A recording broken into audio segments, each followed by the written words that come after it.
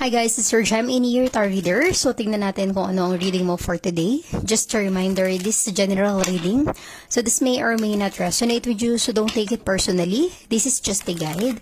This is also a timeless reading. So, kung panood mo ito sa ibang panahon at ibang pagkakataon, possible na nakatadhanang mapanood mo ang reading na ito. Maaaring yung mga advice and messages na mapupull out natin ay makatulong sa iyong sitwasyon. Also, please like, share, comment, and follow my page for more videos like this. Give me your energy. Ano ang reading mo for today?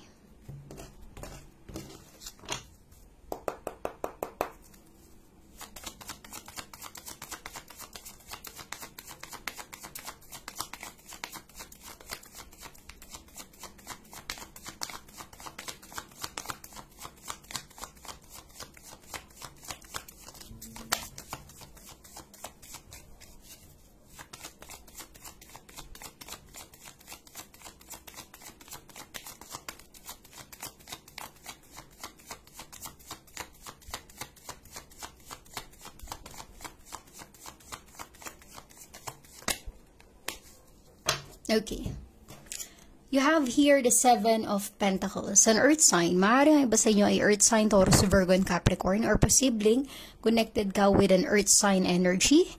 Maaaring may G sa pangalan mo or may G sa pangalan ng person na involved sa'yo. Okay? So guys, you have the Seven of Pentacles. This is a sign of waiting, patiently waiting.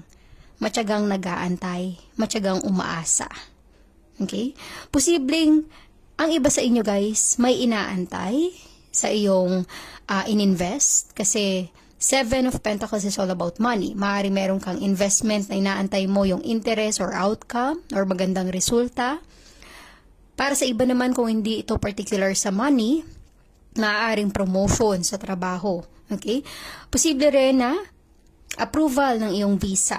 Of course, ang iba sa inyo, maaaring gustong makapagtrabaho sa ibang lugar or sa ibang bansa kasi alam mo na may magandang maitutulong yon sa future ng pamilya nyo. So, matyagang nag-aantay, matyagang umaasa. Para sa iba naman, maaaring relationship situation about your love life, maaaring umaasa, may umaasa pa. Okay? So, resonate as it is, guys. Posibleng ikaw yung may inaantay o yung taong connected sa'yo. Kung wala kang inaantay, posibleng yung taong involved sa'yo yung umaasa na maaaring mag-reach out ka or magkaroon kayo ng connection muli sa isa't isa or may umaasa sa sitwasyon nyo. Okay? So, resonate as it is. Kung makikita mo yung Seven of Pentacles, yung taong ito, hindi nawawalan ng pag-asa. Kasi nga, hoping siya. Okay? Very positive ang kanyang energy. Kahit na matagal na siyang nag-aantay, inaantay niya pa rin na makuha yung magandang outcome o resulta ng pag-asa na ito.